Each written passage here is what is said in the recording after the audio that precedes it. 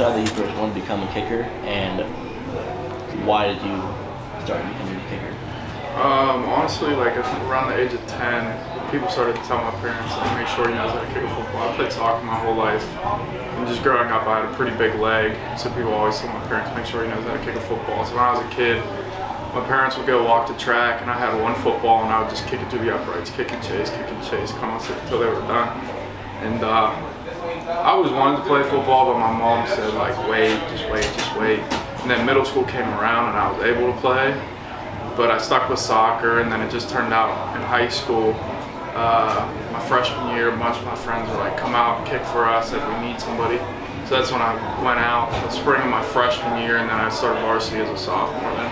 Yeah. You're right-handed, right? Yeah, I'm right-handed, but left-footed. Yeah. Why is that? Is that a personal decision? Honestly, no. It's kind of my sister's fault, apparently. When I was a kid, like, I have an older sister, and she would play school and house with me, so when I'd be like coloring or writing, apparently I was putting things in my left hand, but my sister would put it in my right hand, saying like, this is the way you're supposed to do it, because she's right-handed, so that's how I think it just happened that way, and now you're picking left-footed, so yeah.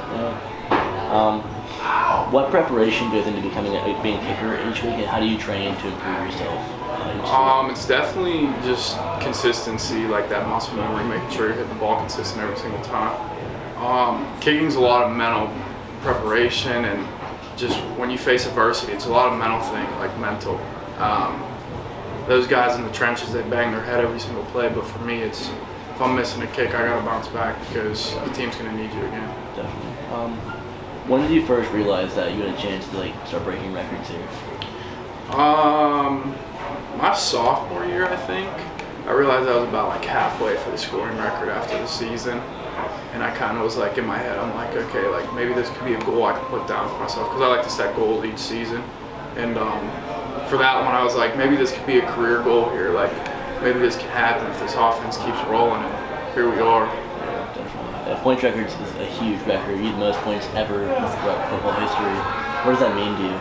Honestly, I'm kind of glad that the chase for that's over.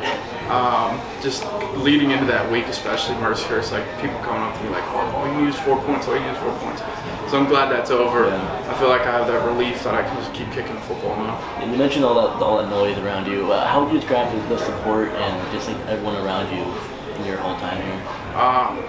Honestly, the community's amazing here. The support that we get, highest attendance in the PSAC every single year, it's incredible. The faith that the coaches have in me, just to support my teammates have in me too, to know that I'm going to go out there and do my job, especially the offense. They know if they stall, they can rely on me to get points on the board, which is huge for my offense. Dan Fisher, kicker from Bloomsburg right now, has the most points in PSAC history. You're getting pretty close to that. Have you been watching out for that? Have you been monitoring that? Honestly, not really. Like I said, I'm glad that the Slippery Rock one's over with, so I'm not too worried about the PSAC scoring record for a kicker. I'm just worried about helping this team win each and every week. Definitely. And then in scoring in general, in Division II level, right now you're the 4th active kicker in Division II, behind some huge D1 names like Chase Vinatieri, Rodrigo Blankenship. How does it mean to be on that kind of level with those kind of guys? That list, it's high company on that list. Obviously, I believe, in my opinion, Rodrigo's the best kicker in this draft class.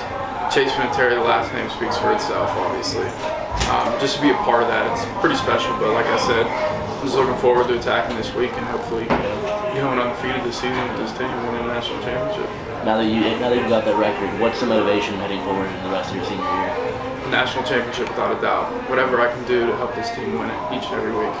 And then, say you win a championship, is the next step looking at the NFL? Without a doubt. That's definitely in God's hands. Whatever happens, happens.